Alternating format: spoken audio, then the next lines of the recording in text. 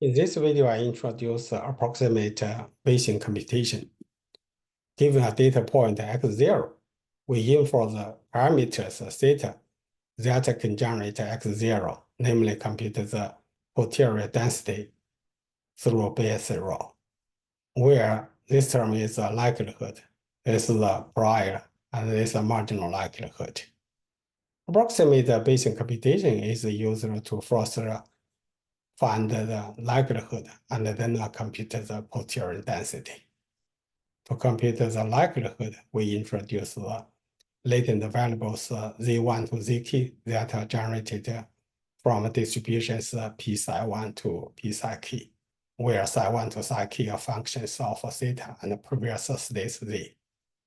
Approximate Bayesian computation computes the likelihood in the procedure below.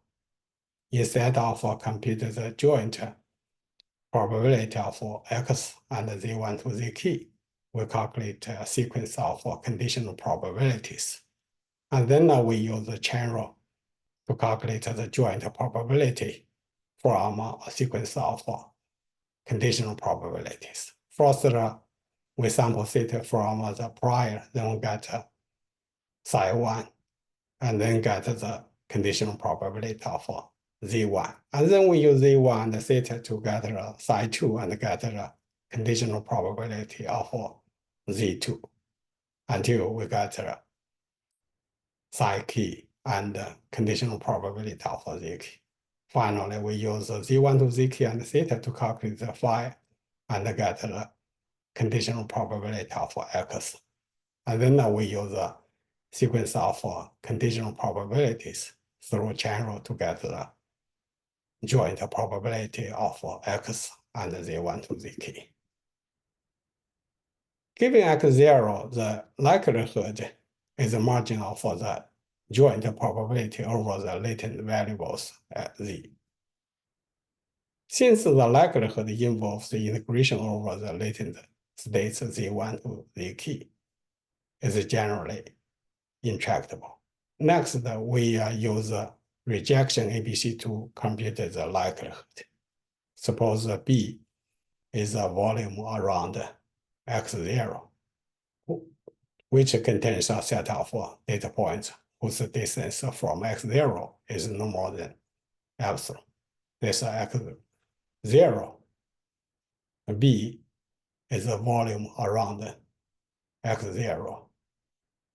Its length is 2 epsilon. For a small epsilon, rejection ABC approximates the likelihood by the average conditional density inside the volume of B. This is the probability mass function. This is the volume of B. From here, we can get the probability density function.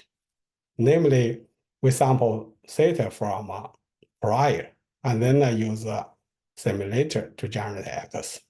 If x has a distance from x0 larger than epsilon, then we discard this theta. Otherwise, if smaller than epsilon, we'll keep this theta. Substituting the likelihood approximation into Bayesian rule, we obtain the approximation of the posterior here. The approximate posterior P is thought of as the exact posterior if the generated x is inside the neighborhood B. We can see the rejection ABC in deep neural networks. First, we sample theta from the prior, and then we run the neural network using theta and update theta until the simulated data satisfy the condition here.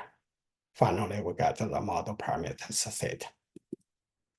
For more details, please check with these references. Thank you. Bye.